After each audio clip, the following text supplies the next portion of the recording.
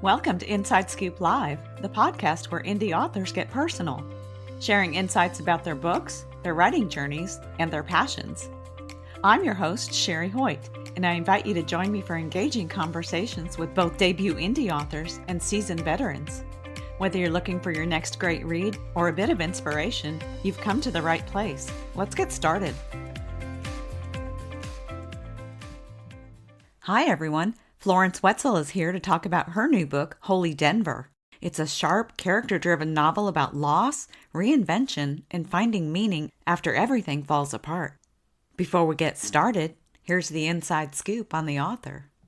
Florence Wetzel was born in 1962 in Brooklyn, New York. She writes across several genres, including the thriller, The Woman Who Went Overboard, the Swedish mystery, The Grand Man, the cozy mystery, Dashiki, and Aspasia, a novel of suspense and secrets. She has also published a memoir, horror short stories, a book of poems, and memoir essays, and is the co-author of jazz clarinetist Perry Robinson's autobiography.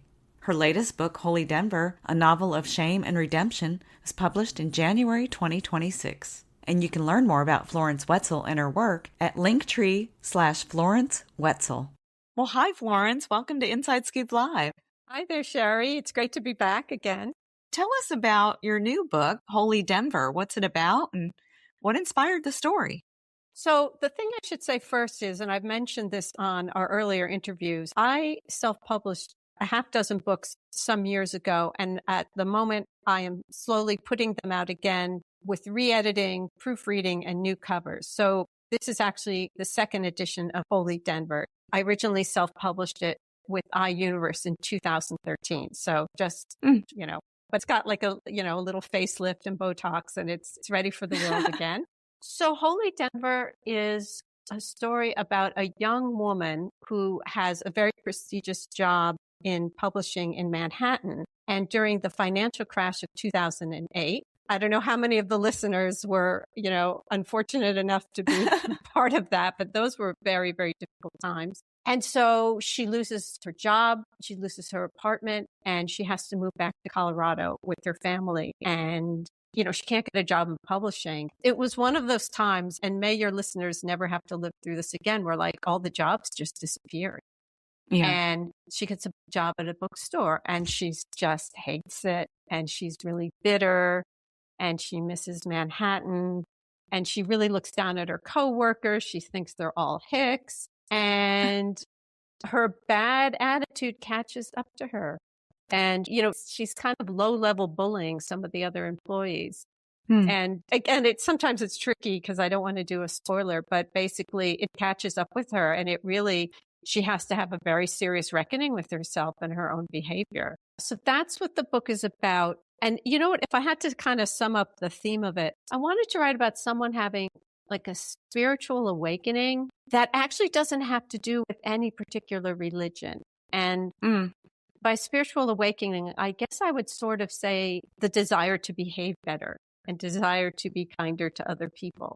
Not because, your religion told you to, but based on your own experience and realizing the way you've been acting is wrong. So that's the real kernel of the book.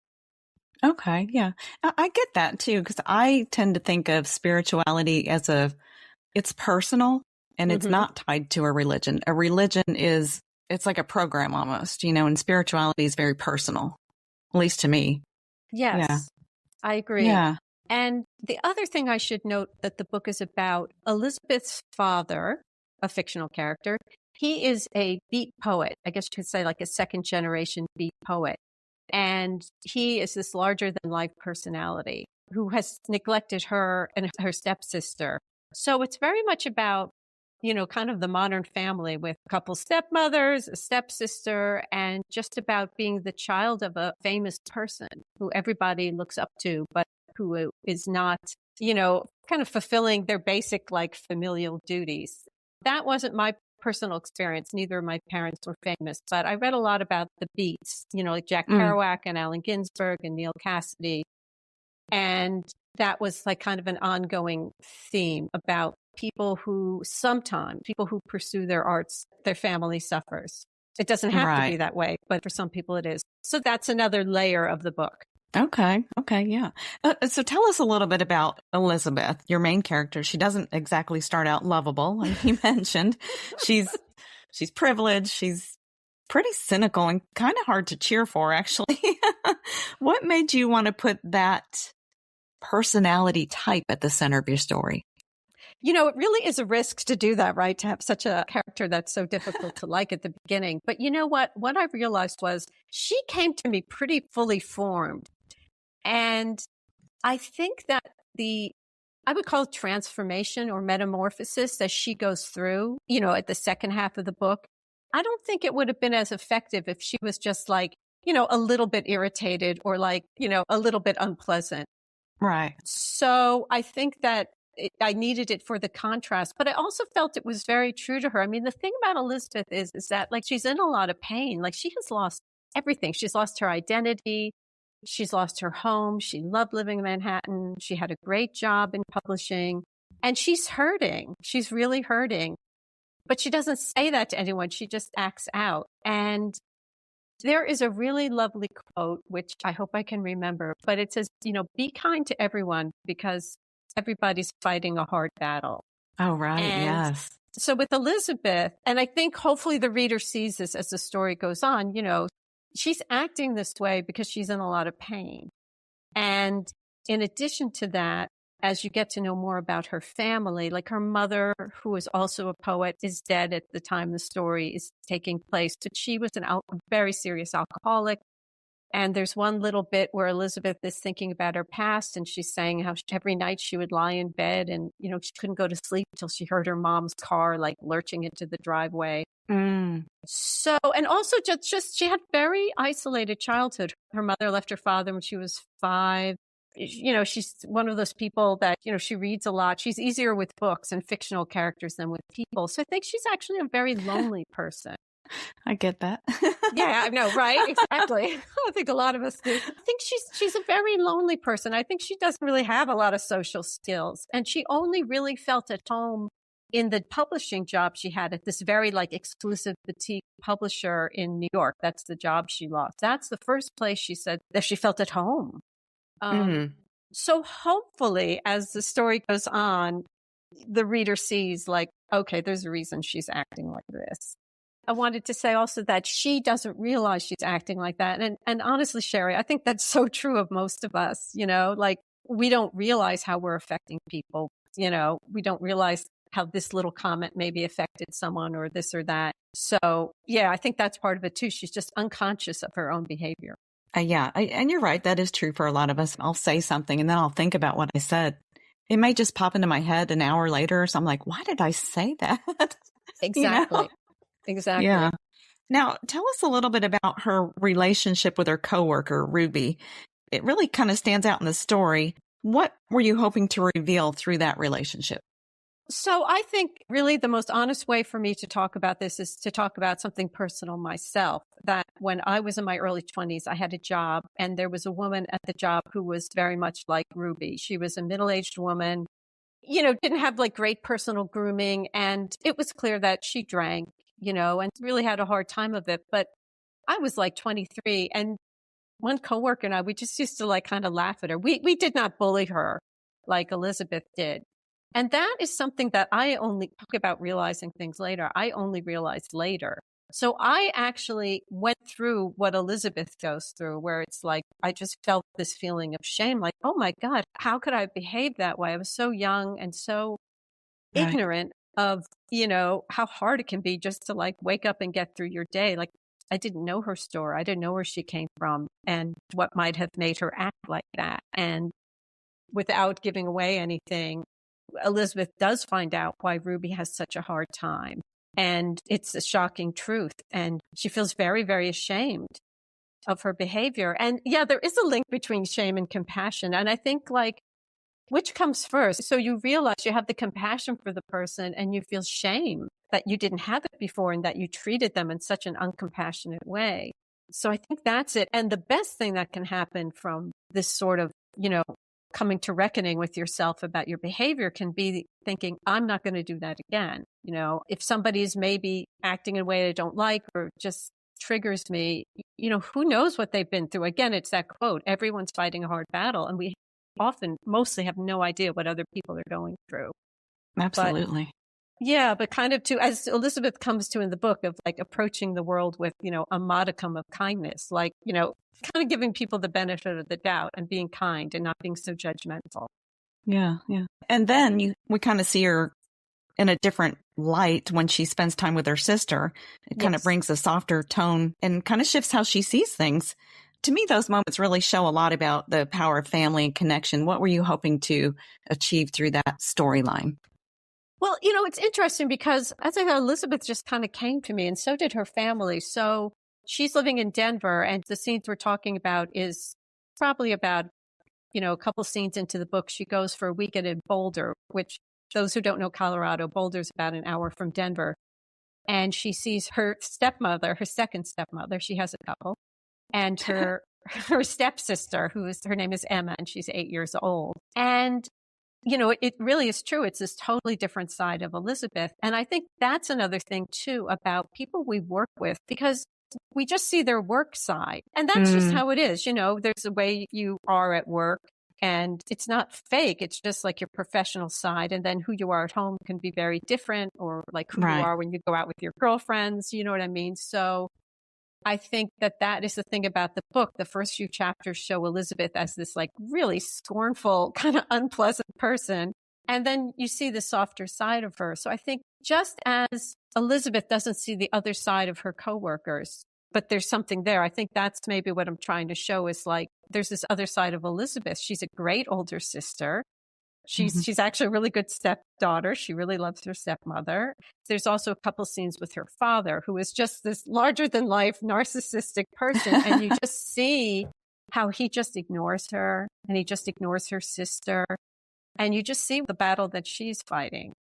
So I think it's a truth about all of us that we have, different sides. Yeah. I'm impressed that, her being 20 something, was able to form such a bond with an 8-year-old. That's wonderful. Yeah. Yeah. But I think there's a scene in the book where, when she first holds her little sister, and she just like, her heart just opens. It's just like love at first sight, and her sister's very, I loved writing about that character. Who is based partly on my niece, a lot on my niece, just this very lovable little girl with just a really big heart. And I think Elizabeth loves her, but also sees herself in her. They actually look very much alike. They both look like their father. So there's that echoing too. She's kind of giving her sister she doesn't have any siblings. So she's giving her sister a lot of love that she didn't get. And that is helping her. You talked a little bit about the Beat generation.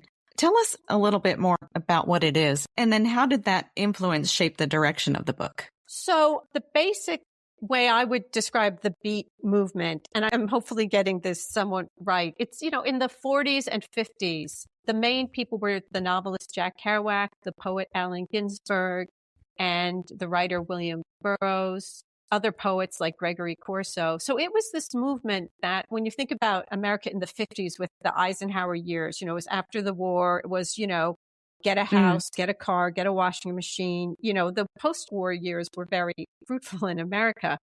But there was a part of society that people were like, we don't want that. We want to be free. We want to write. We want to be artists. We don't want that life. And that's what the Beats were. And the other thing with the Beats were that they were very influenced by jazz, by free jazz, by like Charlie Parker. So they were doing a lot of very unique things with language.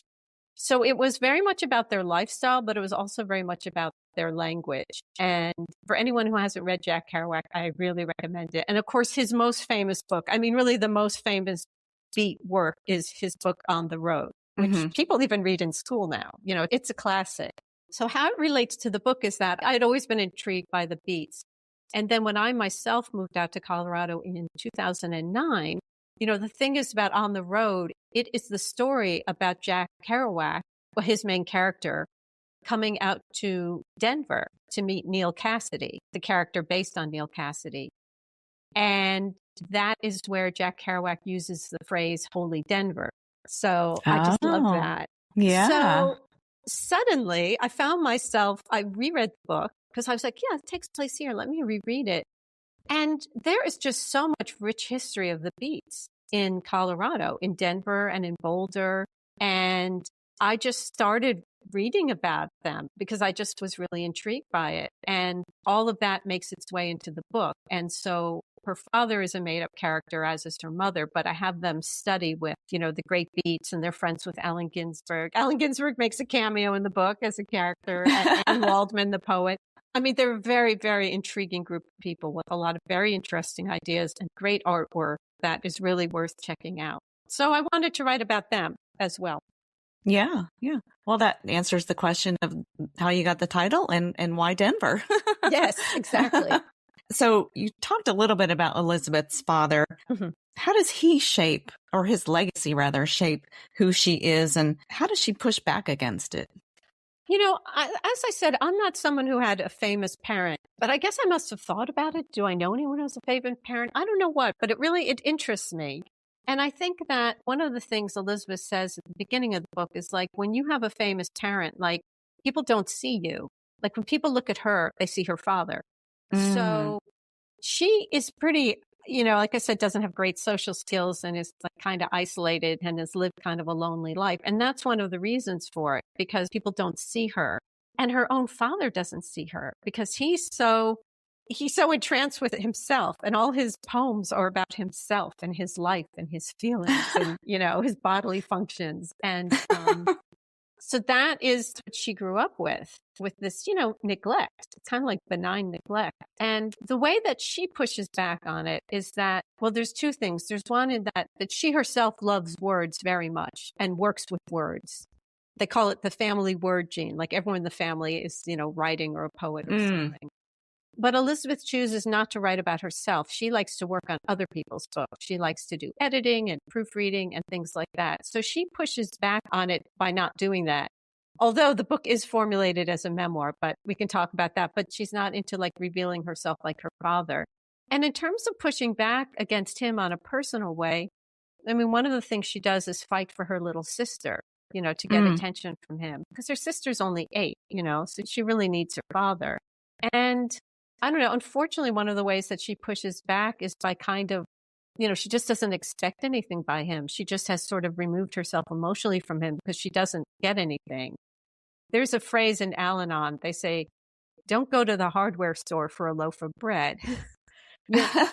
Right? You can go to the hardware store again and again. They don't have bread. And it's like that with her father. Okay. He just that makes can't sense. give her what she needs. And so her pushing back is just stepping back in a way, just realizing it. But it's a sad decision, I think. And I think her sadness about this is woven throughout the book. Mm-hmm.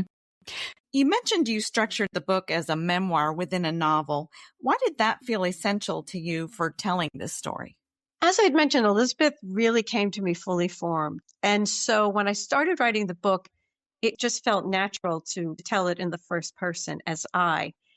And then as I was writing, I realized that I really wanted the reader to feel that this is her memoir. And, there are so many books written in the first person, but the author doesn't necessarily want the reader to feel like, someone's actually sitting and writing this. But I think because Elizabeth comes from a family of writers, and because she has been so reluctant, as she says in the book, to say anything personal, I think it's really important to feel like, she says this is a story she really has to tell, even though it's hard to tell, because she does not appear in a good light for at least the first half and a little bit more than that. So I wanted to get this sense that the reader gets the sense of how personal this is and how personal this is for her. Yeah, I like that. To me, it's easier to connect that way. I don't know. Right. Yeah, I feel that. Yeah. Hopefully. That's what I'm hoping. Now, the novel offers social commentary on privilege and class and kind of the way people hide behind their status or their intellect. How much of that came from observation and how much of that was just kind of pure creativity? Well, again, I'm going to get a little personal here, just as Elizabeth gets personal. I was a person who, growing up a child who felt you didn't have great social skills and felt more comfortable with books. And I think that it is pretty common for people like that. You sort of play to your strengths. You're like, well, I'm smarter than everyone else. I've read more books than everyone else. Like, you do it to lift yourself up for the parts of your life that aren't going well. And I think that's very human. But unfortunately, that can sort of become an identity or even like a shell, right? Sort of Mm. just like this thing that, stops you from connecting to people. And I think Elizabeth generally is like an intellectual, and she generally has read a lot of books and, worked at this really prestigious publisher. And she gets a lot of her identity from that. And so that's the whole thing with the book, is that that is taken away from her. But she still holds on to it by looking down at people. So Mm. I think that what the word that's missing from her personality is humility, just to really realize, wow, I was lucky to have these parents who were writers and who connected me with writing and books. I was lucky to go to a good college and to get this job. Lucky, fortunate, she works hard, but just these are fortunate things. It doesn't make her better than anyone else. Like, just sort of to understand there's more to the world than just people reading books. Like, someone who's like a mechanic and can fix a car, that's a great skill that Elizabeth definitely doesn't have. Do you know what I mean? So I think it's a way for her, to build herself up for all the parts of herself that felt neglected and unloved and just unable to relate to people. Yeah, yeah. I think it's hard for, as far as relating to her parents or feeling lucky or grateful, it's hard to see that as a child too. I Right. don't think you see that until much later, you know. I think that's true. You're just in your childhood, right? You don't have that ability to like step back and take a look at it. And I think also that's very much what her parents were doing. That was their identities too, that they're writing and the books and how much they know. And particularly her father and even her mother a little bit is like that. So she's sort of mirroring them as well. Hmm. We do that, don't we? Yeah, yes, we We do. say, I'm not going to do that because my mother did that or my father did that. And then sure enough, Right. much of Holy Denver wrestles with the idea of self knowledge versus self forgiveness. And Mm. which one do you think is harder to achieve? Oh my goodness. I'm going to say, I think self knowledge, because I think, it can be very hard to look at oneself and to look at one's behavior, especially things that are not flattering. I think we do a lot to repress those things, whether it's working a lot or drinking a lot or running a lot. It can be really difficult to take a good hard look at yourself. And I think it's no coincidence that a lot of religions and spiritual practices and also 12-step groups, that part of the kind of process is looking at yourself and even using like the word confession. And confession, what I could almost say was like admitting to yourself, like, wow, I did that. Self knowledge is not always so easy. It's easy if it's something you're proud of, but when it's something you're not proud of, it's very difficult. Yeah, I think we spend a lot of time in denial with the things that we don't want to look at or see. Yeah. Yeah. Maybe I'm just speaking for myself, maybe. Well, it's true because we don't want to be, a mean person or a bad person. We don't want to see ourselves in that light. And when Elizabeth is brought to task for the way she's been behaving, there's like a good couple days where she just won't look at it. She's like, no, no, no, it's their fault. They did this, they did that. And there's a real moment of reckoning for her where she's like, you know what? I did that. I did that. That's me. No one else is to blame. It's me. And that's a hard Mm. moment, but that's the turning point, right? That's where I think compassion can come from the people that you were mean to and also yourself. You act that way because you don't know any better. Right. You're trying to relieve your own pain, whatever the reason might be. Absolutely. What would you like listeners to take with them when they dive into Elizabeth's story? I think that behind this book is a lot that happened in my own life and just my own journey of, taking a good hard look at myself and then just wanting to do better. And that we can do better. We can do better if we want to. We can be kinder people and we can stop doing the things that are hurtful to other people because they're hurtful to other people. And then you realize it's also hurtful to ourselves. This is a small example, but it's very telling. There's someone that Elizabeth works with, and her nickname for him is Fat Bob. Like, she doesn't call him that, but that's what she calls him with her coworker, who's also mean. And you just see with the book, she just realizes, like, she starts to say, it's like, no, I can't do that anymore. Even in my own head, it doesn't matter. I'm not saying that to this person, but that's not Mm. nice. So I think that's kind of what I want to say. Like, it's possible, to be kinder and to be kinder to yourself and to other people, and to turn things around if you see things in yourself that you really don't like. It's totally possible. I love that realization she makes about, no, I can't even think like that because, I mean, I don't know the exact quote, but I've heard it, thoughts lead to actions or something like that. So you've got to clean up your thoughts before you can clean up your actions. Exactly. And I think that's what happens with her in the book, where she just realized, I don't want to be that kind of person anymore. Right. Because I think even if we're just thinking something, we do convey it. Like he could tell she didn't like him. He didn't know why, So yeah, thoughts are very important. So Holy Denver just released. Tell us a little bit about what's going on with your new release and then maybe what's next for you. Sure. I'm going to do kind of what I always do, is like connect with you guys and connect with a blog book tour that I'm going to do, and reach out to publications in Colorado. But the thing that is different this time is that because I published my books through Amazon KDP, they have a beta program with audiobooks. And so one of the things I've been doing the last 6 months is I've been going through the audiobooks, which are done with an AI voice, of my old books. So Holy Denver is the first book that I published that the audiobook is available at the same time as the ebook and the paperback. So that's what's different about this book. And there's so many opinions about AI, which I get. And I don't know if readers know about this, but just to let people know, it is very expensive to do an audiobook. I mean, really, like $4,000 or $5,000. Mm-hmm. And so when Amazon came up with this thing like, hey, we have this AI voices and you have to listen to your own book. It's a very interesting process. It's a great way to catch typos, I'll tell you that. And you pick the voice, but then you listen to it. So that's a very different thing about Holy Denver.